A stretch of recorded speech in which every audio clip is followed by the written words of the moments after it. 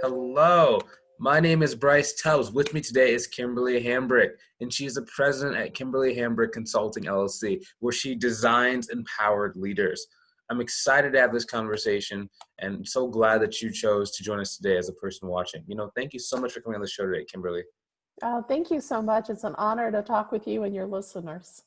You know, Before we go any further, if you or the listeners watch this from anywhere that is outside of our free community, I just want to personally invite you inside because we spent about the last year and a half cultivating this space to be one where everybody's very encouraging and we all lift each other up. So if that is what you've been missing in these, disconnected times, come and join us because we're always stronger together. Now, Kimberly, what was life like before you got into consulting and coaching, and really what was the catalyst that brought you into the space? Oh, sure. So I actually was coming up on about 30 years in corporate as an educational consultant.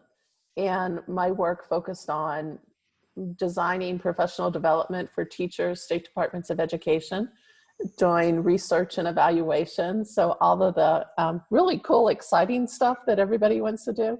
And I did a lot of corporate development. So I was the person who was writing multi-year, multi-million dollar contracts and bringing in new work. And I actually love that part of my world. But I, like most people, I got a little comfortable in the position. I wasn't seeing the growth in myself that I was seeing in my team as I was advancing them. And I knew there had to be something more. And through a series of what I call gut kicks, both personal and professional, I walked into the office one day and I heard myself say, I resign. And so I resigned. I went to tell your listeners, do not do what I did. I do not recommend walking in one day and resigning without a net, without a plan. But it was very important to me to follow what I knew was in my heart and what I wanted to do. So I did it. And I put in the effort. I was intentional and I was consistent and I made it work. Yeah, it's a very big thing. She can do it because she's a professional, guys. If you've ever written up a multi-million-dollar contract, you have permission to quit your job. But if you've never sold anything before, we don't really know our voice, it could be kind of challenging. Now, let me ask you this question. So, what problem people generally come to work with you, nowadays? So even in my corporate career, I was always mentoring the staff. And so mentoring and coaching has always been a part of my work. I pride myself on being able to see potential in people when they don't even know they have it. And that's what I do in my consulting work. I say that I design empowered leaders because I believe, first and foremost, we all are fully resourced with our gifts, but we don't know what they are or how to tap into them. So people who come to me, for the most part, they're great in what they're doing. So they appear successful, they appear happy, but there's something inside of them that they know that there's something more, that they could be greater or extraordinary. And so those are the people that I work with. We try to uncover what's holding them back. What are those anchors or lids that they're putting on themselves where we know we want to do something, but we stop doing it. And so I work with people to get them through that. I call myself a BS buster. Now BS stands for belief systems. Your listeners might think it could stand for something else. And I'm going to be honest, it could and does, because we all have that negative swirl in our minds that we hold ourselves back. And once you recognize that you're doing that, once you have awareness that you're doing that, you pretty much can design your life the way you want to. And to me, in being empowered means that you are choosing to live your life on your terms. Now, it does not mean, like we said earlier, it does not mean you have to resign from corporate. But if you're in a corporate position and you're unhappy and you know there's something else you want to do, is there a different role in that company? Could you reach out to somebody who has the job you want one day and ask them to mentor you? Is there a different company you could go to? Or do you want to create a side hustle, if you will, until you can get to the point to step out? So there's all kinds of avenues to get to your empowered life. So here's a very probably a weird question. I know we talked about some questions, but I think it's a little bit different. So sometimes people talk about, be happy. What can you please define what happy means? Because I think it's different for every person, and some people might misinterpret what happiness actually means when you're, productive and still moving forward. Yeah, it is a weird question, but I'm a weird person, so I can handle that one. Don't worry. When I first stepped out into my own as a consultant, and people were connecting with me, but they weren't connecting with me at first based on my leadership expertise. They were connecting with me because they said what I was doing was inspiring or motivating. And so I realized I'm more than okay to be known for my heart than my resume. And so for somebody to be happy, they have to be true to themselves. They have to know what it is they want out of life, because we create our own happiness.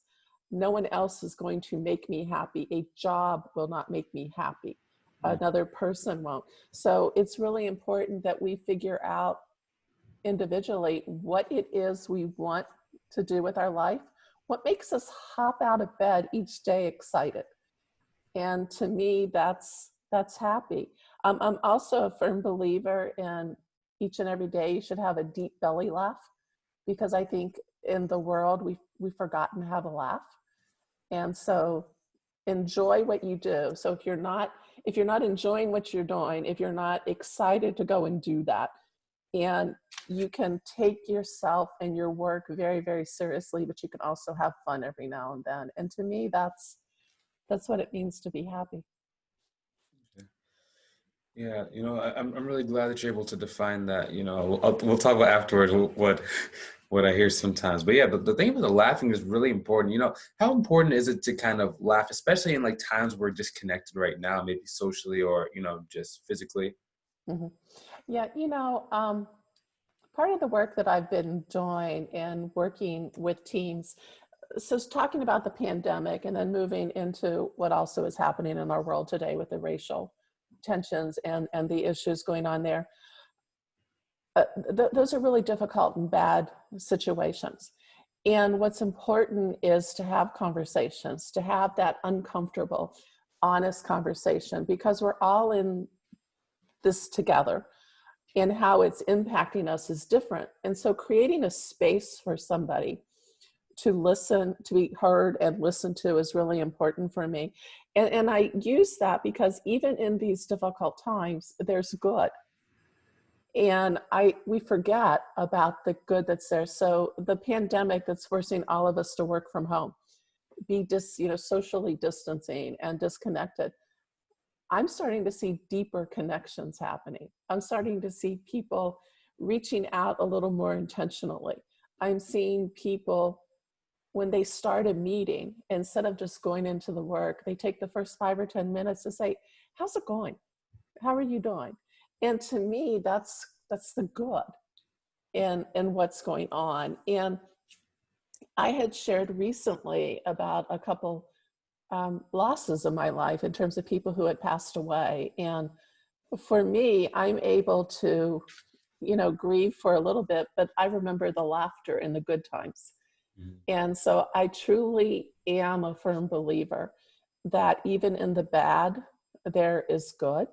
Sometimes we have to pause a little bit longer to find it, but it's when you can find the good, you can move through things a little bit more. And I'm just going to be honest with you.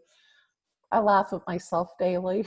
um, just what I do, because I do so many, things that make me chuckle.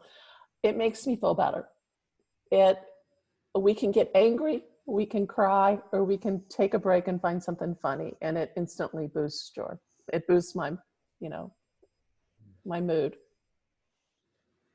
And just kind of looking towards the future, even after all this stuff passes, and we're moving forward. And what does the vision for your life look like as far down the road you like to think or talk about? Yeah. Well, one of the things that I share when I talk with people, it took me well into my early 50s before I understood that I had value and I was worth it. even though I was very successful, I struggled with limiting self-belief. So that BS swirl. And now that I know I have value, I know I'm worth it. And so when I think about my vision to the future, it's first and foremost living into my gifts fully and being able to help others live into their gifts. There is absolutely no greater joy than working with somebody. You can see that transformation and that aha in them, that they realize that they have something to do. So I am more than happy to live out my life working with others and helping them to find their full potential and watch them grow into it. One of my favorite quotes from John Maxwell, I'm connected with him, is success is when you add value to yourself. Significance is when you add value to others. So my long-term vision is to add significance to as many people as possible. Nice. Let me ask you this question. Are you working on anything new? Any projects, programs, courses, conferences, anything? Yeah, actually, I'm getting ready to launch a couple programs. So one is going to be the BS Buster, busting through your belief system. And the other one that I'm working on is Lead You Forward. It's a growth system. You talked about a vision plan. I think most of us don't have a plan or a vision for our life. And one of my mentors in a conversation with him had been talking about building a house. And he talked about how much effort was put into the plan to build the house and how much effort do people put into the plans for their vacation. Now step back and ask yourself, how much effort do you put into the plan for your life? Yeah. And we don't, I didn't do that until a few years ago. And so it's really important for me that people understand that they're in control and they can have a plan. Now, there's probably some irony in me saying we're in control with what's going on with the pandemic and everything else in the world, but we are in control. We have a choice on how we respond to things. So create your plan. If it doesn't go as you intended, make a tweak, make a pivot, but hold true to what that end project, outcome or vision is. And I just think it's a great way to live our lives. Excellent. Where can people go to learn more about you, or go to maybe learn more about what you have going on? Sure. Well, my name of my company is Kimberly Hambrick Consulting. So my website is Kimberly Hambrick Consulting. And I'm more active on LinkedIn. So if you look for me as Kimberly Hambrick on LinkedIn, you'll get to hear me and see. I usually post something about leadership. And to me, leadership is personal and professional growth. If we're going to try to make a difference, if we're going to try to have significance in others' lives, we have to make sure that we're right with ourselves and we know what it is we bring to the table. Excellent. See, this is kind of the reason why I bring on guests like you, because you bring in a new perspective, and it's very important to be able to get around like-minded people. So really appreciate your time, and really just want to say thank you for coming on the show today. Oh, thank you, and thank you for what you're doing. When you were talking about getting into a community with people who lift you up, I support that wholeheartedly. I'm a firm believer we are not meant to travel this journey alone.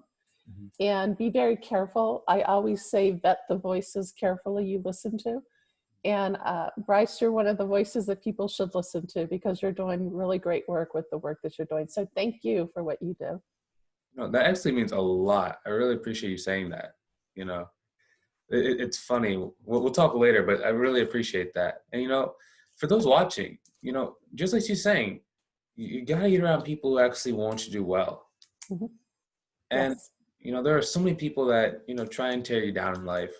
And, we've really cultivated too. If anybody says anything negative or says something mean to somebody else, we kick them out. So if that's what you've been missing out in your life, positive reinforcement, someone who wants to support you on your goals, whatever they may be, come and join us inside of this free community by clicking the link either above or below the video. And we'd love to have you in there. Now, hopefully you enjoyed watching this as much as we enjoyed creating it. Feel free to hit that share button so other people can get some great value as well. Have a great day. We will talk to you soon. We'll see you in the next video. Have a great one. Done recording in 3. and 2, and 1.